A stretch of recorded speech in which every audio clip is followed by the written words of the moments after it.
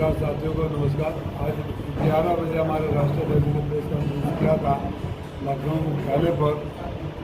उन्हीं बिंदुओं पर हम पुनः स्थानीय स्तर पर ये बात करना चाहते हैं कि मतगणना निष्पक्ष रूप से होनी चाहिए। रामपुर, संभल और तमाम जो उदाहरण हैं यहाँ उपचुनाव में किस तरह किया गया, हम ये अपेक्षा करते हैं कि हमारे सरकारी जो अधिकारीगण हैं किसी दबाव में नहीं आएंगे और जो एग्जिट पोल के माध्यम से मनोवैज्ञानिक रूप से दबाव बनाए जाने की कोशिश की जा रही है। ये फर्जी एग्जिट पोल वाले वही हैं जो भारतीय जनता पार्टी से पैसे लेकर बूथ मैनेजमेंट का काम करते रहे हैं। आपने तमाम को देखे, आप तो यहाँ सारे पत्रकार बंधु नाम लेना ठीक नहीं, सब जानते हैं कि यहाँ का परिणाम क्या है। और एग्जिट पोल की वजह से कि लोक जनशक्ति पार्टी बिहार में 5 सीटों पर लड़ रही है, उनको 6 जिता रहे हैं। एक ने तो राजस्थान में 25 सीटें, ये 32 दे दिया। हिमाचल प्रदेश में 4 सीटें हैं, 6 सीटों पर जिता रहे हैं। तो इससे एक तो मनोवैज्ञानिक रूप से दबाव और भय का माहौल पैदा किया जा रहा है, इसकी हम निंदा कर रहे हैं। आज सुबह मुझे अचानक खबर आया कि हमारे यहाँ जो नवीन मंडी में CCTV बंद हो गया है। पता किया तो पता चला कि बोले कि जनरेटर बंद हो गया है, जनरेटर का तेल का पैसा नहीं है। फिर मंगाया गया, फिर दोबारा बंद हुआ। मैं अधिकारियों से बात किया तो वापस शुरू हुआ CCTV। ये सब बातें हो सकती है कि टेक्निकल प्रॉब्लम रहा हो, लेकिन जिस तरह का माहौल सुप्रीम कोर्ट की बहस से लेकर जमीन स्तर पर चल गया है, जिस तरह से माहौल भारतीय जनता पार्टी ने अपने एग्जिट पोल वालों के माध्यम से बनाया है, हर कार्यकर्ता के मन में शक है, हर आम आदमी के मन में शक है। हम लोग जब गांव में प्रचार करने जाते थे तो गांव की महिलाएं जो नहीं पढ़ी लिखी हैं, मजदूर वर्ग की हैं, वो भी कहते थे बाबू उठवा दबने के आप कहते पसमिया में से चुरा लेते। अगर इस तरह की क्रेडिबिलिटी नीचे हुई है तो माननीय चुनाव आयोग की भी जिम्मेदारी बनती है। जो वर्तमान में अधिकारी यहाँ काम कर रहे हैं, चाहे बड़े स्तर से छोटे स्तर के हो, इसमें माना जाता है कि चुनाव आयोग के निर्देशन में काम करते हैं। तो चुनाव आयोग के मानकों का पालन जरूर होना चाहिए और परिणाम जब तक सामने आएगा, जिस तरह से यहाँ अब तो हम बोले हैं तो आप लोग बोलना शुरू कर दें, चुनाव से पहले रोना शुरू कर दिए।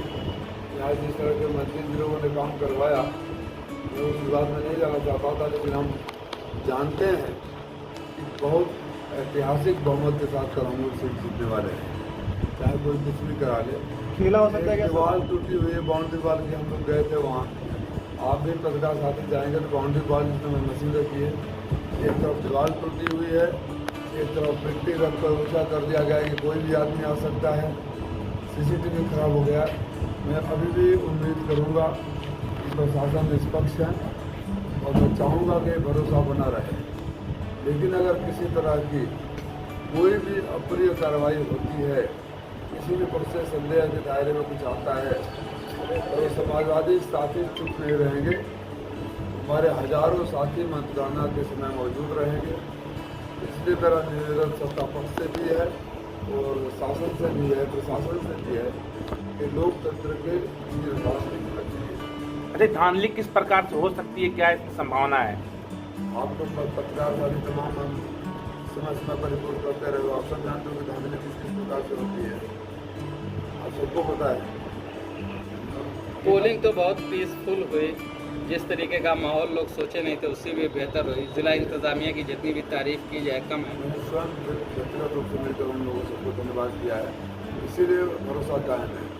अगर अधिकारी उस तरह से नहीं किए होते तो भरोसा नहीं होता, लेकिन भरोसा करना हमारी जिम्मेदारी है और हमें पछतावा न हो भरोसा करके गलत किया, ये जिम्मेदारी प्रशासन की है। इंडिया की सरकार बनने की अभी भी आपको उम्मीद है, इतना सर्वे के देखने के बाद भी?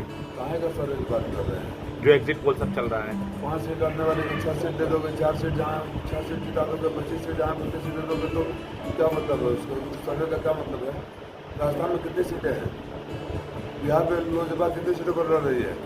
हिमाचल प्रदेश में कितनी सीटें हैं? कितने लोग, आप तो पत्रकार साथी ग्राउंड लेवल पर हर जगह दिखते थे। आप में से कोई सर्वे करने वाले से मिला? हमने से कोई नहीं मिला। कोई आप साथी ने देखा उनको सर्वे कर रहा है, मिला नहीं मिला। और जिस तरह से आंकड़े देख लीजिए, पिछले विधानसभा के आंकड़े देख लीजिए, जातीय आंकड़े देख लीजिए, लोगों के बीच लोकप्रियता देख लीजिए, किसी भी पैरामीटर पर एक दूसरे लोकसभा आप लोगों में से सारे जानते हो, मेरे व्यक्तिगत रूप से कहते भी रहते हो कि आप जीत रहे हैं।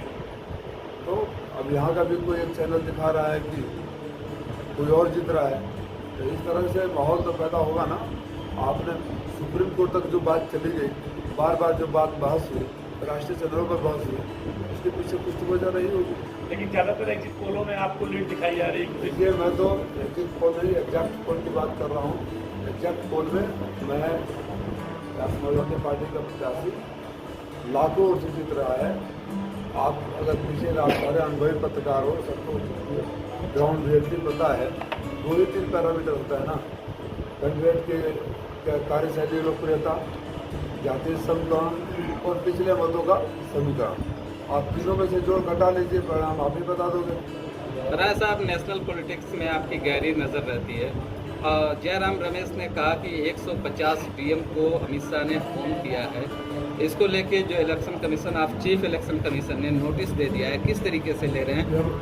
जब राष्ट्रीय अध्यक्ष ने वोटर लिस्टों में हेराफेरी का आरोप लगाया था, तो ये चुनाव आयोग ने राष्ट्रीय अध्यक्ष को भी नोटिस दिया था।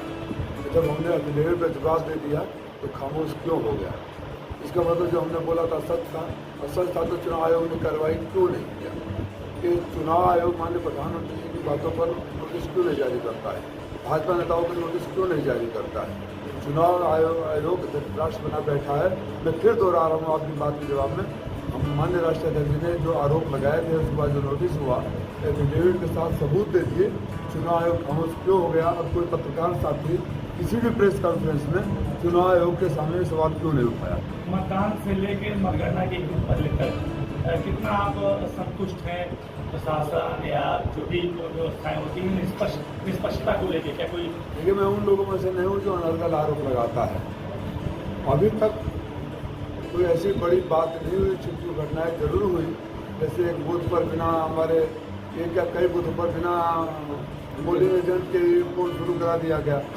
कई जगह हमारे पोलिंग एजेंट को एक्सेप्ट नहीं कर रहे थे। कई जगह घंटों लाइन लगवाए रहे, स्लो करते रहे। ये सब होता रहा। कोई मेजर इंसिडेंट अभी तक, और जब मैं कह रहा हूँ अभी तक, इसका मतलब कि ये नहीं कि कल भी नहीं होगा, अभी तक नहीं हुआ है। कल अगर कुछ ऐसे हरकतें होंगी तब उसका जवाब देंगे। सही को सही कहना, गलत को गलत कहना समाजवादी पार्टी वाले जानते हैं। 400 पार का जो नारा है बीजेपी का, और जिस तरीके से एग्जिट पोल आ रहे हैं, क्या आज की पीसी उसी के काउंटर के जिम्न में है? क्या कर्नाटक में आज जब कर्नाटक चुनाव हो रहा, कुछ एंकर ऐसे उछल रहे थे जैसे उनकी लॉटरी निकल गई। आपने देखा, और देखिए 80-90 हो गया, और गाँव भी 70 आ गया। इतने जोश तो अपना बेटा भी टॉप कर जाए तो किसी को खुशी नहीं होगी जितना एंकरों को फर्जी के वोट ऊपर इससे जाते थे के लिए। तो चंद घंटों की बात है, और खुश हो लेने दीजिए। ठीक है, थैंक यू। अध्यक्ष, यहाँ स्ट्रांग रूम की सुरक्षा के लिए आप लोगों की अपना किस तरीके की तैयारी है? दो धन्यवाद आप लोगों को। स्ट्रांग रूम की सुरक्षा के लिए हमारे वॉलंटियर, हमारे कार्यकर्ता ड्यूटी घंटे की जो है लगाई गई है, और लगातार दिन रात हमारे कार्यकर्ता स्ट्रांग रूम की रखवाली कर रहे हैं। सीसीटीवी कैमरा भी लगा है, और उस तरह से हम लोग सब सतर्क हैं। जैसा भी राय साहब ने हमें बताया कि वहाँ पर जो है दीवार में जो है सेंध है, जगह खाली है वहाँ पर, और कुछ मिट्टी पाटा गया है, काफ़ी ऊंचाई है, आना जाना वहाँ आसान है, कैमरा वगैरह बंद हो जा रहा है, डीजल का पैसा नहीं है, तो इन सब सारी चीज़ों को कैसे मैनेज किया जाएगा? या कैसे प्रशासन की लापरवाही मानी जाएगी? और हमारे प्रत्याशी महोदय ने, हम सारे लोगों ने इसकी शिकायत किया है, और हम अपेक्षा करते हैं कि ये सारी कमियां दूर कर दी जाए।